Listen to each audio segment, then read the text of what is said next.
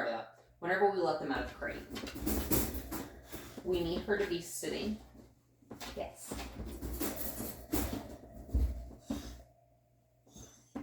And we need her to be calm before she ever comes out. Because the biggest thing I've noticed is the jumping. She loves putting her feet where they should not be. Like this. I'm just going to wait.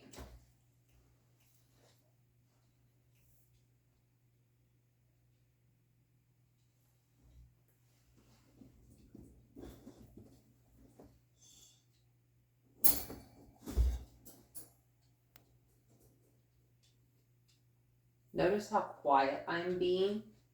I'm letting her figure out what the correct answer is. That right there is the correct answer. That is not. Unfortunately, she got a couple kibbles when she did that.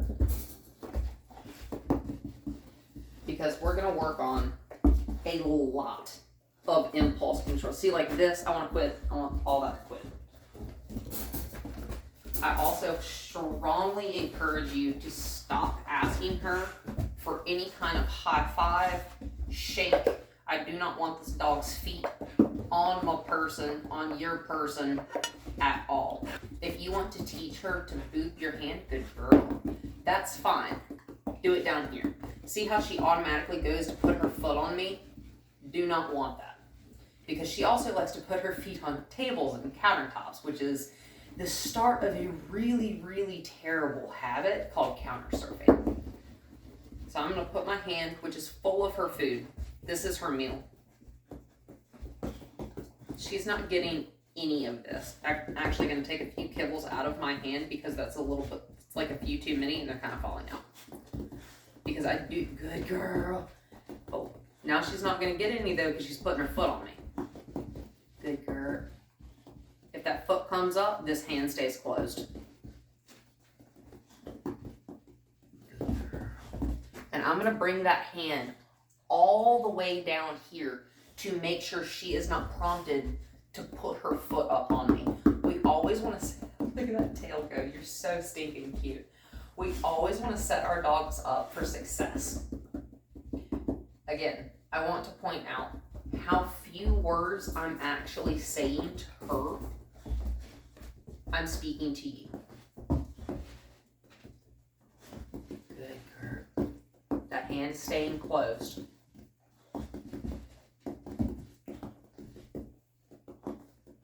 Good girl.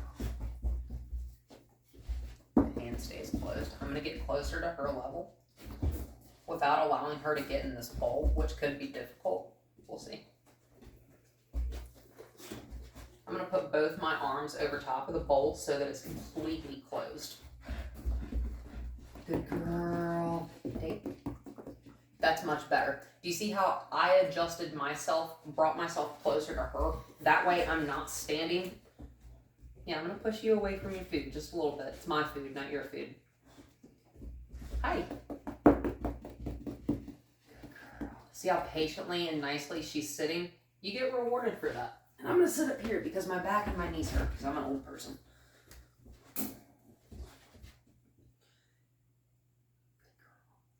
I like to be able to eat my dinner or popcorn, have a snack on my couch. This is her food. You know, people are like, oh, well, it's human food. They can't have it. That's okay. I want to be able to put your food on the ground and you not touch it. So the only correct answer is her sitting and looking at me. I'm going to give her a hint. Go sit. Good girl. Take it. And I'm going to tell her to take it, okay? What I'm actually going to say is enjoy it because that's your release cue for her to have food. I'm going to cover the top of the bowl again. See how she's coming up into my space to try to get this food? We want that to stop. I'm going to give you the food, good girl. I promise you will not go hungry. Do you see how, oh my God, she's so smart. I know you know she's highly intelligent, but full validation, this is a highly, highly intelligent dog. And I'm just going to wait. Go sit. Good girl. And I know I'm not giving her hand cue. I do want to make sure she is knowing the verbal cue and the hand cue separately, okay? Does that make sense? So if I always, you hear the microwave? Good, sit, dough. Good girl. I'm going to tell her good, and I'm going to tell her what she did, okay? I'm going to get closer to the ground. Do you see how she calmed down? And now I'm going to try to get closer to the ground again, right? Ideally, I'm going to sit all the way on the ground with this bowl of food sitting on the ground with me. And she's not going to take it from me. She's going to wait until I hand her some. That's the goal here, okay? You always want to have a clear goal in mind. Ooh, this fits under there. That's perfect. She can't get under this chair. This bowl can. That's okay. She's going to paw up my hand. I'm actually going to turn my body just a little bit so she's a little bit more.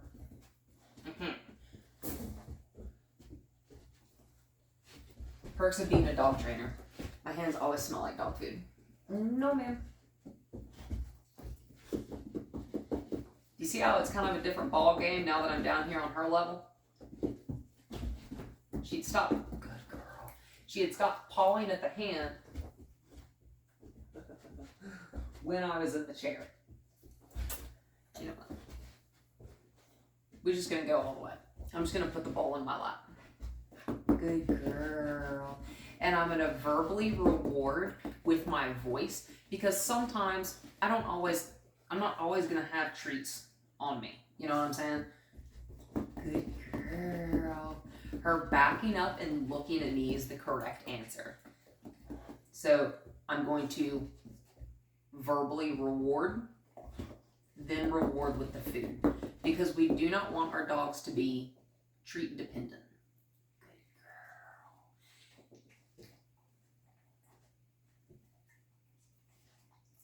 So this may seem silly, but what we're gonna do now is a very, very short, good girl. I'm gonna reward her simply because the top of that bowl was open and she could have darted towards me and tried to stick her head in the bowl, and she didn't. That's why she got a treat just then.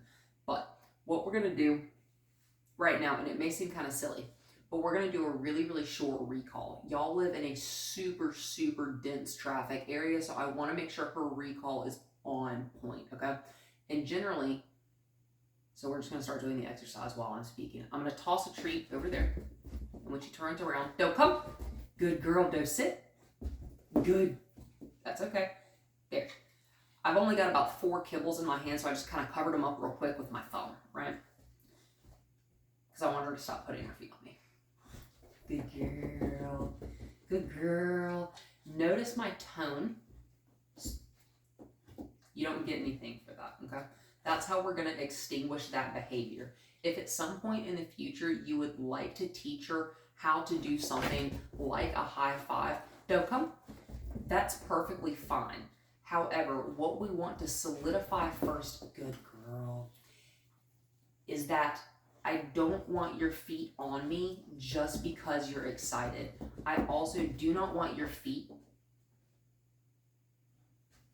I'm just going to toss another one. She didn't see what it was. There, she got it. Don't come. Good girl. Sorry, I entirely lost my train of thought. If you want to teach her how to do something like that later on, that's perfectly fine. However, for right now, we want her to learn, good girl, I don't want your feet on me just because you're excited. And I definitely don't want your feet on my tables. I do not want your feet on my countertops. Sit. And let's just pretend you're at a house where, for some reason, the dogs are not allowed on the furniture because they're crazy people that live there. Specifically, my parents have a white sofa, and my dogs are not allowed on the furniture, like on the sofa and chairs at my parents' house. They are allowed on every piece of furniture in this house. But they have to know that they're not allowed there. So this is how we create good habits like this. So I'm just gonna bring up here.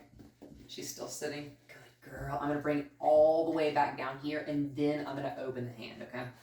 Because the same thing we were talking about, like, you know, if she's trying to nip at your hands or she gets excited, it's totally normal puppy behaviors, right? If she starts getting excited, it starts jumping because she's built on springs. I'm gonna tempt the behavior just like this. Good girl. She sat.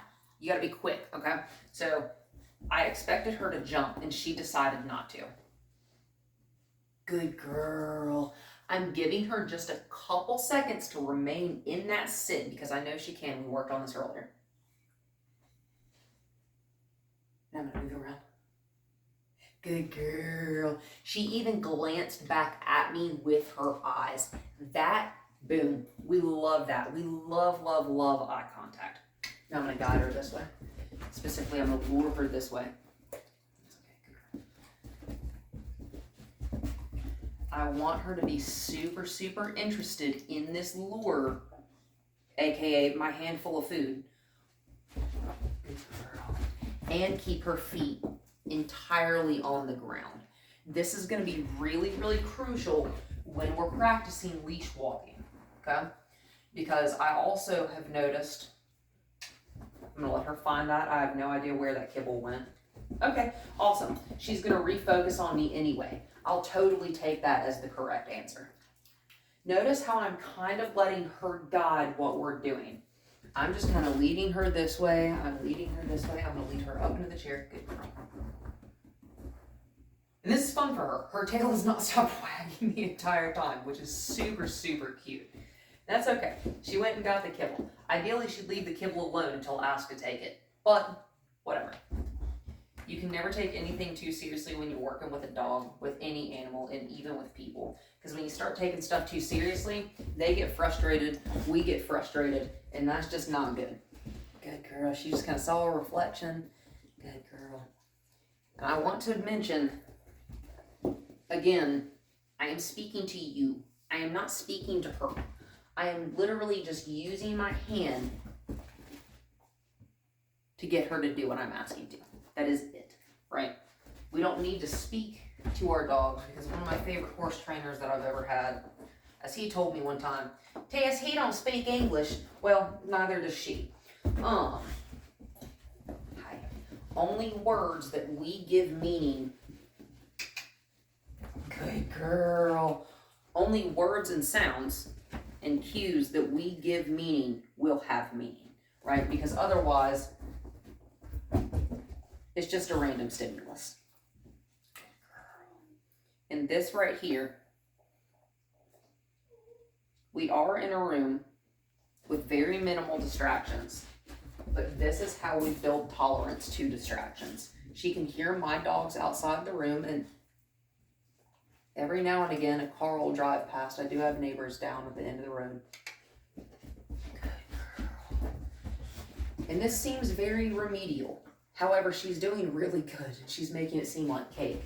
But this is really, really important stuff when we're going to be leash walking, especially when we're leash walking in really distracting areas, because the biggest thing is always going to be, we want her eyes on us. Because more important than what she wants to do and what she feels like doing is what we need her to do, even potentially in something, to keep her safe. Whether it be, in a parking lot, in a situation with another dog, a situation with a different animal species, whatever.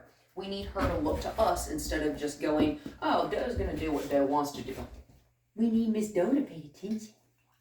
You're such a good girl. That's okay. I just dropped like 10 of them out of my hand.